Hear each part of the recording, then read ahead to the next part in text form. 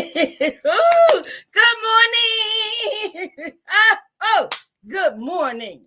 Now, don't matter to me if you think I am cuckoo for Cocoa Pops, but that is my name because I just never know how I'm going to react. Why? Because my God woke me up this morning. I am so excited that I was chosen to rise. And therefore, when I rise, I rise. I give him the honor, the praise, the glory, the hallelujah, the worship, and most importantly, the acknowledgement with excitement. Yay! Thank you, Lord. What do you have me to do today? I'm all yours. I'm all yours. So, welcome to Free to Hope Conversation with Edwina B. That me, y'all.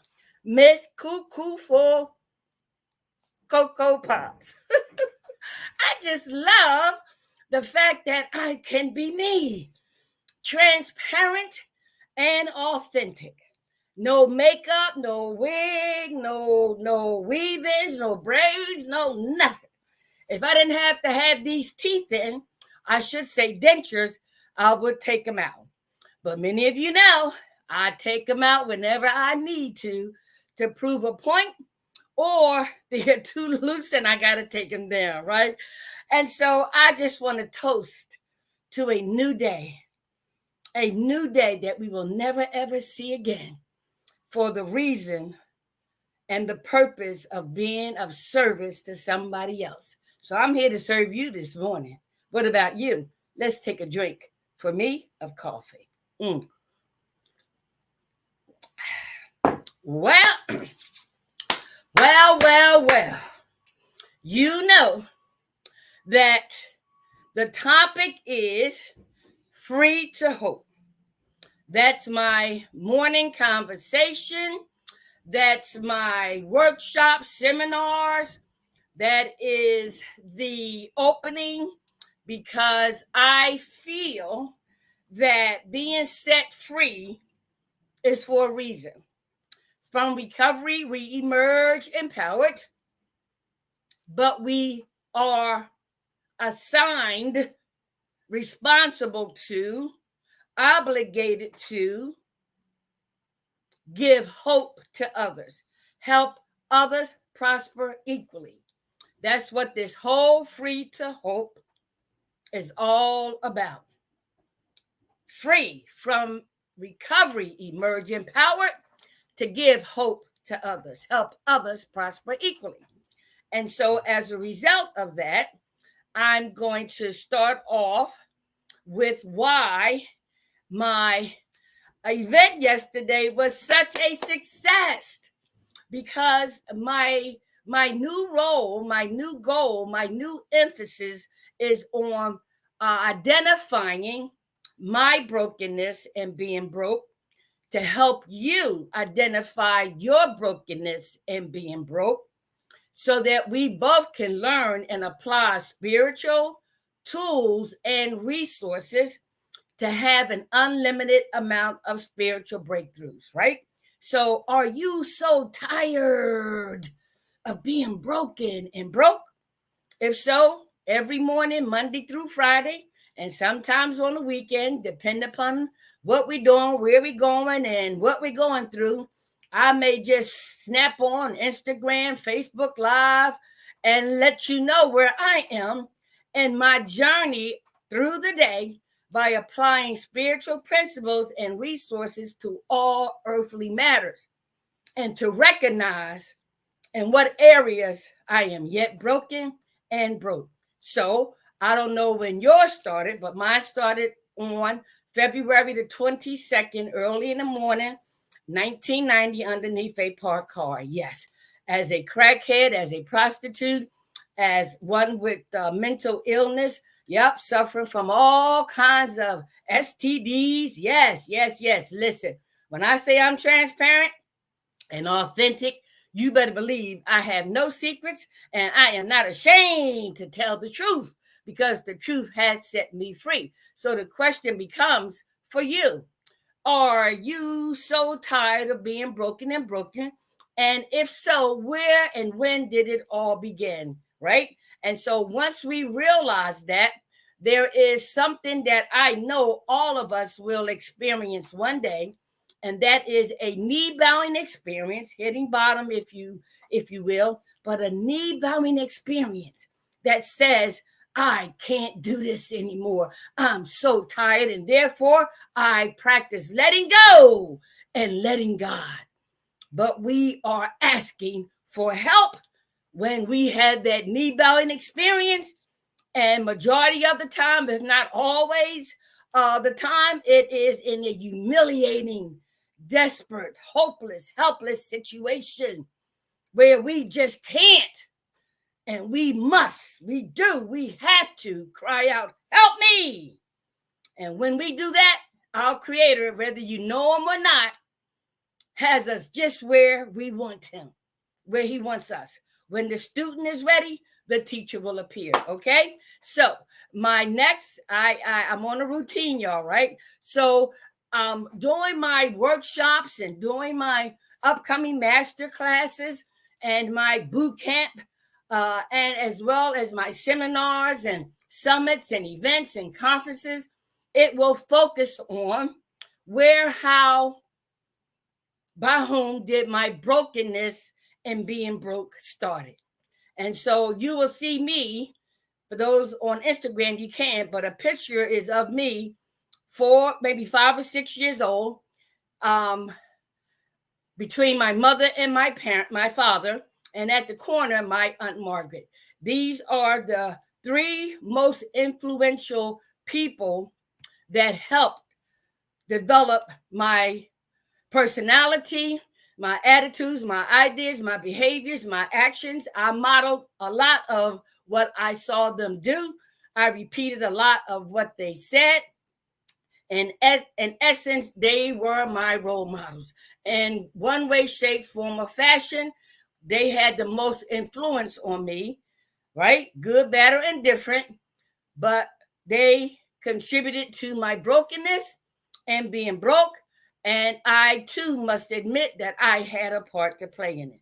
So when we talk about being broken and broke, we need to go back as far as we can to our childhood to find out who, what, where, and when had those attitudes, ideas, and behaviors formulated that have perpetuated throughout our lives.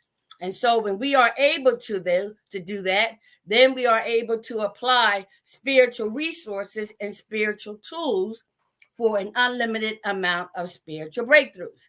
So for me, my remark to you is that it is never, never too late. Out of utter desperation, I revealed things I wanted to conceal that happened throughout my life that had prevented me from healing spiritually. Learning about and applying spiritual tools and resources has set me on the pathway to spiritual freedom. I took a fearless and more inventory of myself. And so the spiritual tools and resources that I am referencing are my AA 12-step spiritual program, right?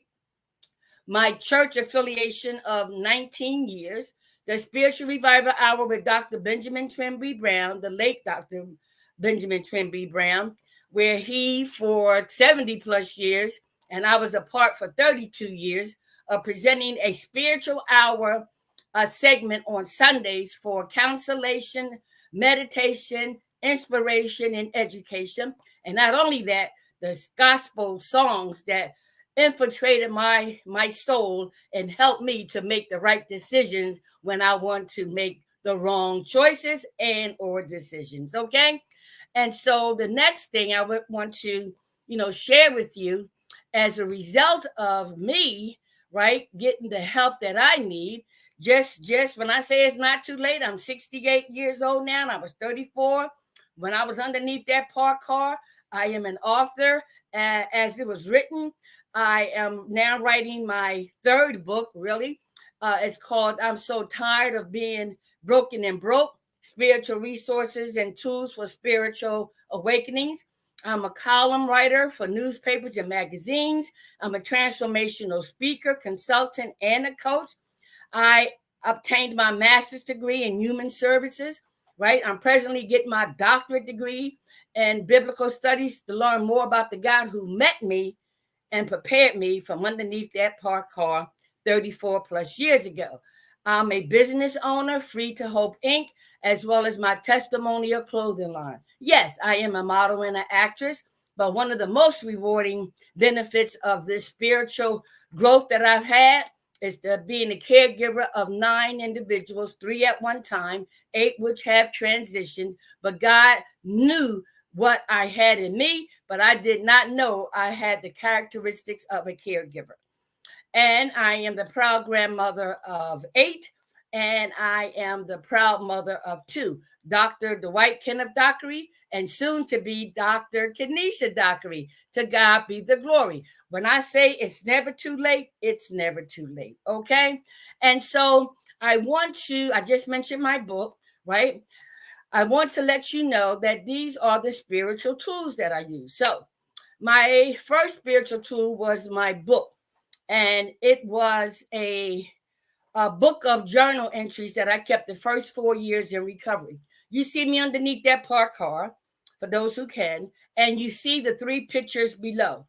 My high school picture, my picture in the middle of a 14-year addiction, and the last picture is my graduation with my master's degree in 97, right? And that was my first spiritual tool. Then I mentioned the spiritual revival hour. And one of the things that I want to emphasize, right? There were certain songs that I needed to hear that other people thought I needed to hear. And my first song, spiritual song that my sister sent me, Ruby Hall, it says, "Can You Help My Friend?" by Helen Ballard. And she sent me "I'm Lifting Up the Name of Jesus" by Helen Ballard, right?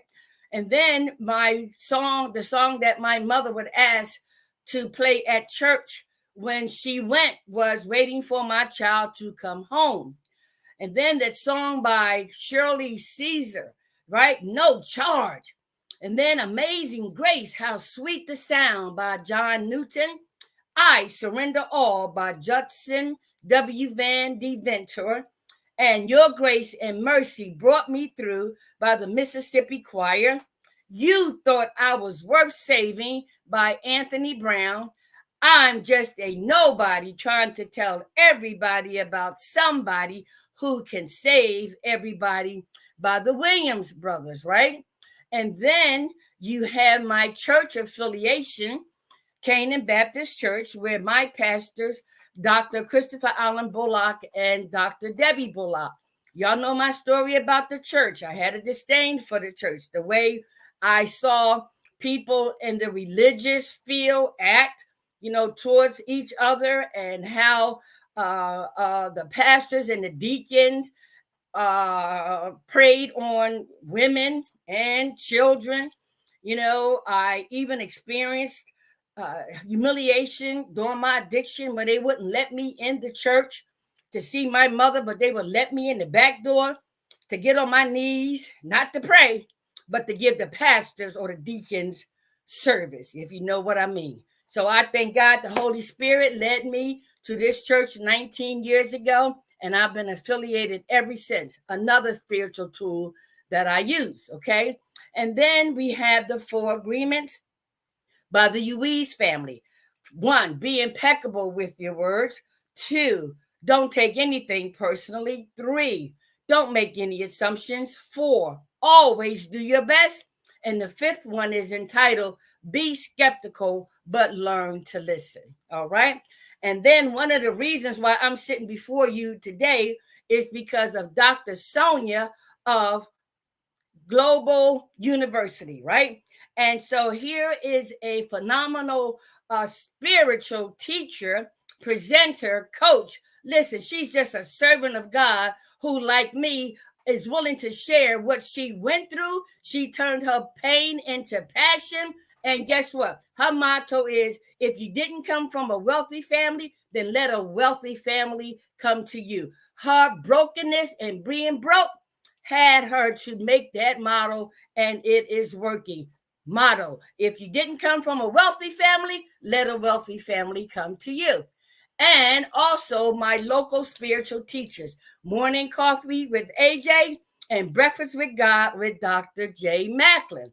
All right. So I just wanted to share with you briefly those spiritual tools that I use and will present during all of the events, summits, conferences, seminars, right? TV show meetings that I will be having and presenting to you to address our brokenness and being broke. So I've been set free. So therefore, I am willing to be authentic and transparent when it comes to sharing my experience, my strength, and my hope to set people free and give them hope to help others prosper equally. All right. And so, what I want to share with you next is, okay, that's that. If you need a transformational speaker, a spiritual coach, a presenter, or a facilitator, a trainer, consultant, or even just a listener, I want you to call me. I want you to email me. Yes, I can talk with you individually. I can talk with you as a group. I can be your keynote speaker at your event. I can conduct training and presentations at your agency. Listen, what you see is what you get. So if you don't want authenticity and transparency, don't call me. Do not call me. Don't call me. Don't call me. Mm-mm. I don't know anything better than to give the truth, right? Not his truth, her truth, but the truth, right? From using my spiritual resources and tools to have an unlimited amount of spiritual breakthroughs is because I am willing to be transparent and authentic. And I hope you allow me to. But if you don't call me. All right. So let's get to our topic for today. All right. So many of you know that I attend my 12-step spiritual program of Alcoholics Anonymous, and they provide 12 spiritual principles, 12 spiritual traditions, and 12 spiritual concepts. Now, I've been a part of this fellowship for 34 plus years. I make my meetings every day in one way, shape, form, or fashion because I get to be reminded that life can deal me any hand they want. And I never know what's underneath those cards. But now I know that I used to react to my humanness. Now I respond to my spirituality. And most often I ask myself to keep me out of trouble because I'm still a work in progress, right? Edwina, is what you want to do, is what you want to say, is how you want to act. Is it going to feed the spirit or is it going to feed the flesh? So these are the kinds of information and tools and resources I'll be sharing with you on a regular basis. But because today is April the 29th, I'm going to let you know right before I read how my event went yesterday. Thank you. I had my first free event entitled I'm So Tired of Being Broken and Broke. And I want to thank everyone who attended. I want to thank my sponsors, my vendors, my audience, my Canaan Baptist Church. I want to thank everybody, because it was truly God's will that made this a success. Yes, when I say that we were, who was in attendance, inspired, right, motivated, empowered to know to do what? To say, wow, I am broken and broke. But I can say it now because I know there are solutions, there are alternatives. And we had a mixture of people there, right? Some from the church, some from a 12-step program, some from the community. We had young, we had elders, right? We had men, we had women, we had black, we had white, right? Oh my God, it was phenomenal. And there was a mixture of emotions that was generated by the questions I posed regarding our brokenness and being broke. But thank God we all regained, our composure, and we focused on the solution and the remedy to address our brokenness and being broke. So I have another event coming up, and I'll tell you about that after I deal with the reflection reading for today. Okay, now let me explain this to you before I read it, right? In Alcoholics Anonymous, the fact that we have meetings every day around the clock, 365 days a week, a year. And so the meetings that we have are is the foundation that helps people who are in recovery, past, present, or future, to come to a place where they can, right, speak about what's going on in their lives, obtain some spiritual principles and traditions to guide their lives, to be as transparent and authentic as possible. But more importantly, is to be around others who have gone through the same thing they are going through, right? Most times it's co-occurring disorders of substance abuse and mental illness. So our meetings are important. We have open meetings that's open to the public where you can come and learn all about this 12-step fellowship, 12-step program. And we have closed meetings for alcoholics only. And so because of the many meetings that we have in over 129 countries, we have to have some type of guidance and format. And so these 12 traditions are spiritual in nature, and they help us stay together as a whole, because if not, we will all perish and die. And so these traditions that are in place and haven't been changed since they were formulated back in 1935, I think later, I'll find out the date, but here is a tradition, okay? So the 12 spiritual principles are for our spiritual transformation, and our 12 traditions is for the group, okay? And so it says, group autonomy. Some may think that we have carried the principle of group autonomy to extremes. For example, in its original long form, tradition 4 declares, any 2 or 3 gathered together for sobriety may call themselves an AA group, provided that as a group they have no other affiliation.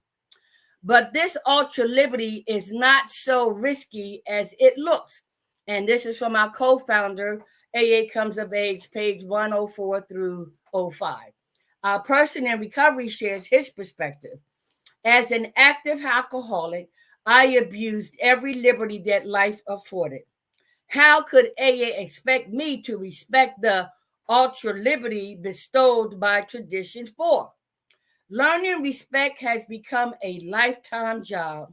AA has made me fully accept the necessity of discipline, and that if I do not assert it from within, then I will pay for it. This applies to groups too. Tradition 4 points me in a spiritual direction in spite of my alcoholic inclinations. Okay. And so one of the things that I've learned about being in Alcoholics Anonymous and the other spiritual tools and resources that I've used, that I have to do my own research. I have to look up words to make sure I understand the definition. I have to listen to CDs, because sometimes when I read, I don't get it all. And I do better listening, right? And so it's a combination of things that help to, right, ignite the spiritual growth, the spiritual wisdom, the spiritual knowledge that I need in order to become free and stay free, and also to give hope to others. So when I look at traditions that governs the group, I also look at the 12 transformations. But this is what I also do, y'all. When we talk about being broken and broke, The first group that I belonged to was my family. I had, two parents and I had five siblings. That was the first group that I belonged to. And so, in order for me to understand the group dynamics in Alcoholics Anonymous or any other group, then I need to refer back to the first group that I belonged to. That helps me to understand what this existing group is trying to convey to me. And so when it talks about in here, I'll read it again. It says, some may think that we have carried the principle of group autonomy to extremes. For example, in its original long form, Tradition 4 declares, any two or three gathered together for sobriety may call themselves an AA group, provided that as a group they have no other affiliation. And so one of the things that has made Alcoholics Anonymous so successful in this 89th year is that we stick together. We had one common problem and we have one common solution. When we go to interject outside influences or outside matters and this and that, it dilutes our primary purpose.